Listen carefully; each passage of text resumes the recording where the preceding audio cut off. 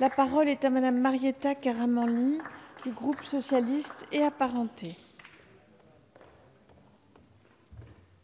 Merci Madame la Présidente, Monsieur le Ministre, Madame la rapporteure.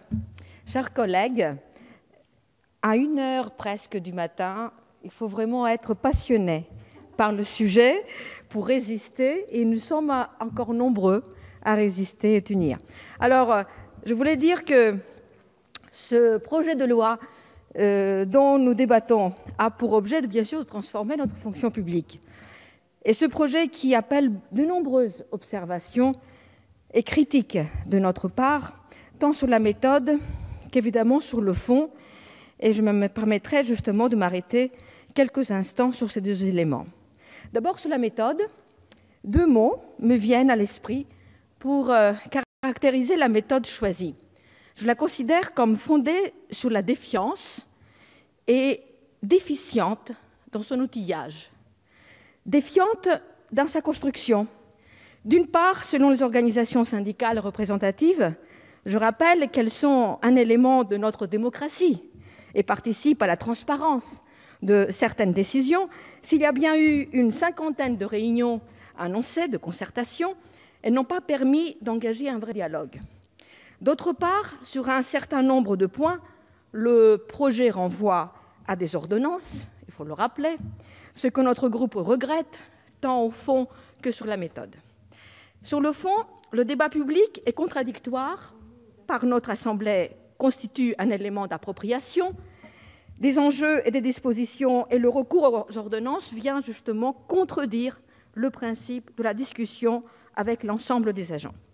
Ce sont donc en l'espèce des éléments importants qui feront l'objet de cette délégation, à savoir la santé, la protection sociale, les conditions de travail, la formation qui se retrouvent sortis du texte. Et si on veut changer au fond le statut, ce sont quand même des éléments essentiels de l'attractivité qui sont exclus d'une discussion collective. Enfin, une nouvelle fois, alors même que les discours évoquent le renforcement des droits du Parlement, ce projet est examiné en procédure accélérée et nous le regrettons. L'exception portée donc à une double lecture par les deux assemblées parlementaires devient la norme, en contradiction avec le principe posé par l'article 45 de notre Constitution. Déficiente, je disais, dans son outillage. L'étude d'impact qui accompagne le projet de loi est à bien y regarder déficiente. Pourquoi ?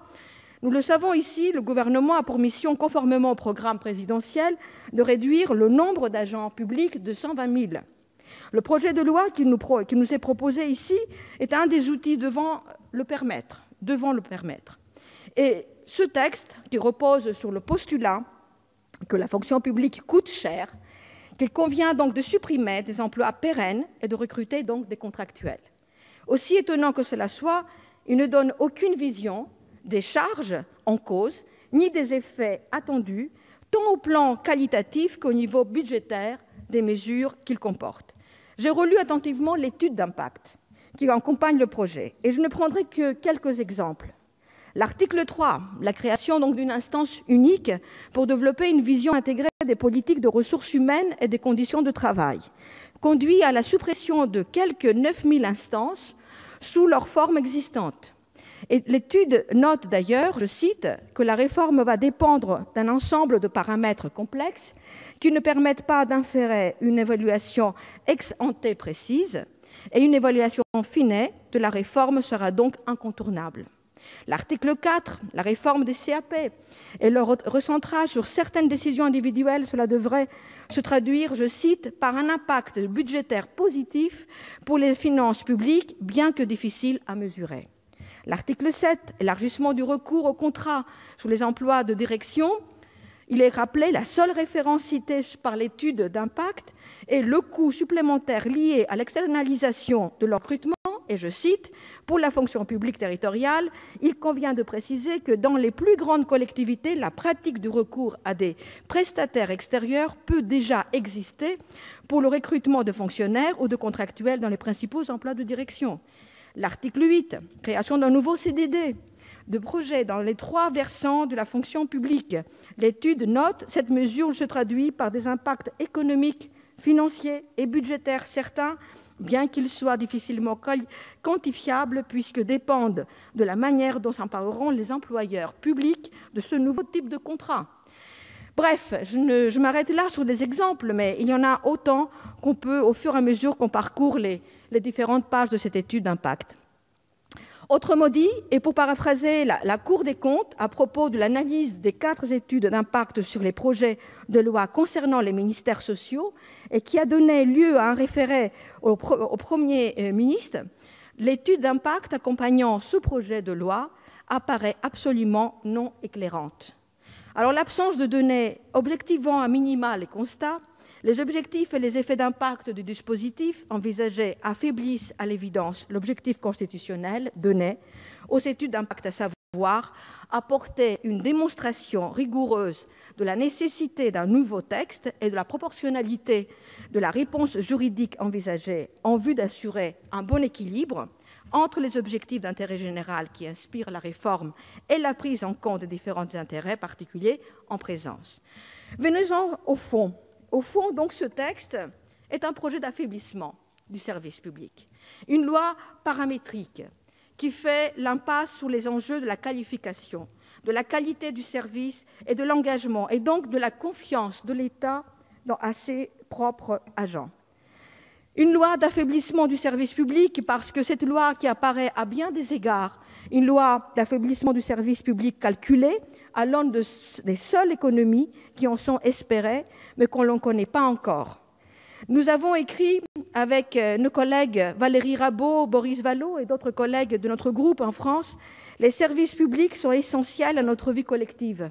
Écoles, soins, justice, transport, sécurité ou encore régulation économique. Les principes qui les fondent restent modernes. C'est l'égalité, c'est la continuité, c'est l'adaptabilité. Cette place centrale est aujourd'hui remise en cause par le recul des services publics. Et dans de nombreux territoires, ils disparaissent. Leur dématérialisation, loin de favoriser un rapprochement de ces services pour les usagers, éloigne au contraire de nombreux publics de l'accès aux droits. Le périmètre des services publics est également revu à la baisse. Et dans ce contexte, il faut le dire, les services publics ne seraient plus en mesure de répondre à leur mission sans le professionnalisme, l'intégrité et le dévouement des femmes et des hommes qui les incarnent au quotidien. Ces femmes et ces hommes, ce sont avant tout les fonctionnaires.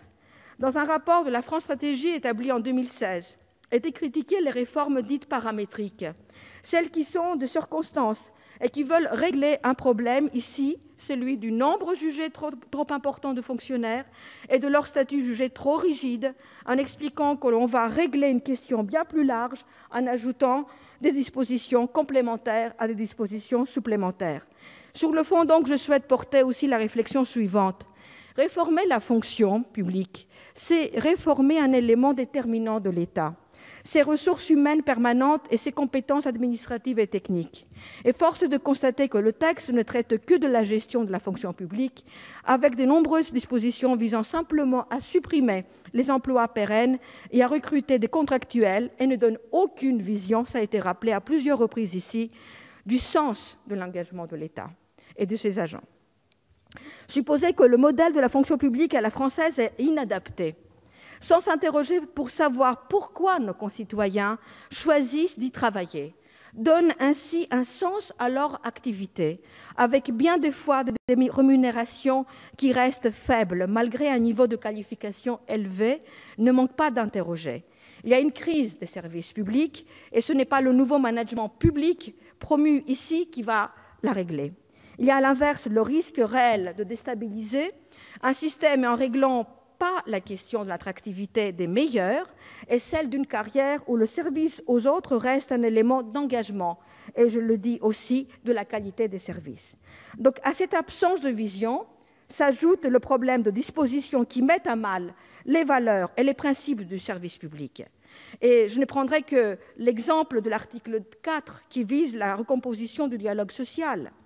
Mais sans entrer dans le détail, puisque nous aurons l'occasion lors du débat d'insister, je voulais peut-être dire un mot sur l'article 16, qui est relatif à l'institutionnalisation de la commission de déontologie de la fonction publique auprès de la haute autorité de la transparence de la vie publique, qui ne dit rien dans sa version initiale. de la limitation des allers et retours entre haute fonction publique et grandes entreprises privées. Ce qui me paraît paradoxal d'ailleurs lorsqu'on entend défendre la transparence et prévenir les conflits d'intérêts. Au fond, une autre réforme était possible pour moderniser le statut et favoriser l'attractivité des carrières juridiques et publiques.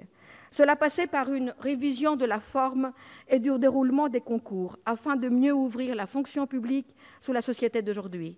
Cela passait par le renforcement de la formation continue pour permettre aux agents de mieux s'adapter aux inévitables mutations professionnelles. Cela passait aussi par le rapprochement de l'organisation des 3 versants de la fonction publique afin d'encourager des mobilités.